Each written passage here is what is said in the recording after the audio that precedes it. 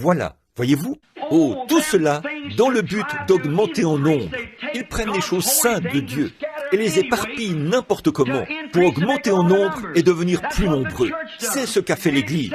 Elle a accepté en son sein des gens sur la base d'une poignée de main et y ont fait entrer des renégats et tout, des gens non régénérés. Mais dans le véritable corps de Christ, qui n'est pas une organisation, mais le corps mythique de Christ, on ne peut y entrer que par un seul moyen, et c'est par le baptême du Saint-Esprit. C'est vrai. Et les mêmes signes qui ont accompagné les apôtres accompagnent l'Église. C'est tout à fait vrai. Maintenant, nous n'avons pas à faire de compromis et à dire, eh bien, nous allons nous joindre aux assemblées, nous allons nous joindre aux unitaires, nous allons nous joindre à ceux-ci, ou aux baptistes, ou aux méthodistes. Joignons-nous à Christ. Restons libres, loin de ces choses. En effet, chacune de ces organisations est bien, mais elles ont leur doctrine et tout le reste. Il vous faut avoir la permission du surveillant général pour aller tenir une réunion dans telle ou telle région. Si vous n'enseignez pas exactement comme eux, ils vous chassent. Vous ne pouvez pas vous en tenir à la Bible. Dieu ne veut pas de cela. Il est cela. N'importe quel chrétien né de nouveau haïrait aussi cela. Beaucoup de ces gens-là sont tout à fait... Ils veulent le faire. Ils veulent servir. Et ils veulent fraterniser. Mais vous ne pouvez pas le faire. On vous mettrait à la porte. Eh bien, qu'ils vous mettent à la porte. Allez de l'avant. Recevez le Saint-Esprit quand même. C'est tout à fait vrai.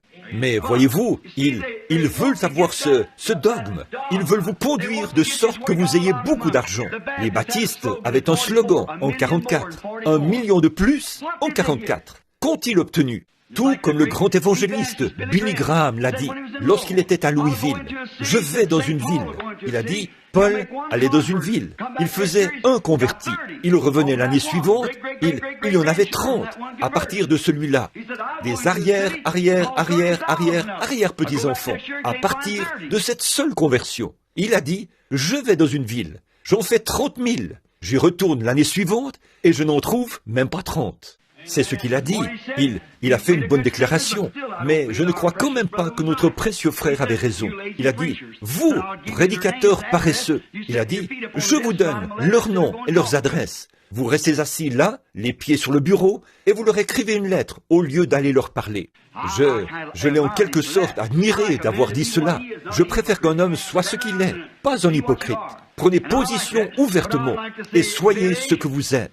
J'aime ça, mais j'aimerais lui dire, Billy, qui était là-bas pour s'occuper du converti de Paul?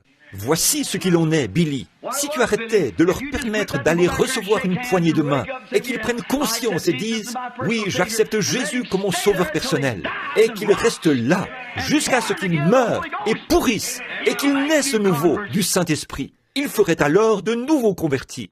Frère, il est tout feu, tout flamme. Impossible de l'arrêter. C'est comme une maison au feu par un jour de grand vent.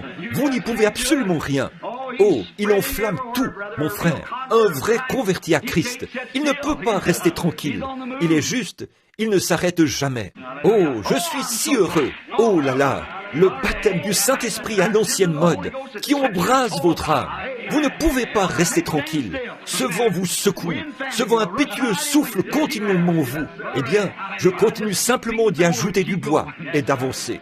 Oui, monsieur, personne n'avait à s'occuper du converti de Paul. Paul les amenait assez profondément en Christ jusqu'à ce qu'ils meurent à eux-mêmes et vivent en Christ. Ainsi, ils feraient le reste. C'est vrai. Voilà, c'est ça. Les frères baptistes sont très bien, mais 1 million de plus, qu'est-ce que ça peut bien changer? Vous avez 1 million de noms de plus. Eh bien, asseyez-vous et inventez-en si vous tenez à en ajouter. C'est très bien.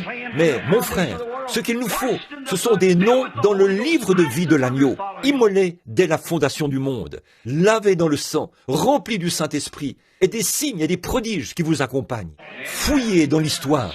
Je souhaiterais que vous puissiez tous vous procurer les conciles de Nicée pour lire ces choses, pour voir combien ces martyrs ont porté la flamme de la Pentecôte. Je vous le dis maintenant, frères, vous les baptistes, les méthodistes, et quoi que vous soyez, la vraie lumière authentique, Il ne s'agit pas de l'organisation pentecôtiste, là, mais la vraie lumière authentique, c'est l'expérience de la Pentecôte. Donc, eh bien, j'ai consacré des jours et des jours à parcourir ces récits historiques. J'ai cherché dans tout ce que je pouvais trouver partout. Et c'est cette flamme de la Pentecôte qui est restée vivante depuis la Pentecôte jusqu'à ce jour. Oui, monsieur, elle a été rejetée. Certains disent, eh bien, la grande Église catholique a résisté aux vagues. Eh bien, ça prouve que c'est elle qui est la véritable Église. Eh bien, à mon avis, ce n'est pas surprenant qu'elle ait pu se perpétuer, puisqu'elle bénéficie du soutien de l'État et tout. Mais ce qui est surprenant, c'est ce petit groupe qui a été rejeté, cette petite minorité, chassée, jetée en prison, sciée en morceaux. Comment ont-ils pu se perpétuer? C'est parce que l'Esprit du Dieu vivant agit en eux. Et tous les démons de l'enfer ne peuvent pas prévaloir contre cela. Sur cette pierre, je bâtirai mon église, et les portes de l'enfer ne prévaudront point contre elle. Voilà la chose véritable. C'est ce qui a donné le Saint-Esprit à ces prédicateurs méthodistes, et ainsi de suite, ici. Voyez-vous, ça les fait se lever, ça vous fait quelque chose. Ça ne faillira jamais. Akab, c'est hypocrite.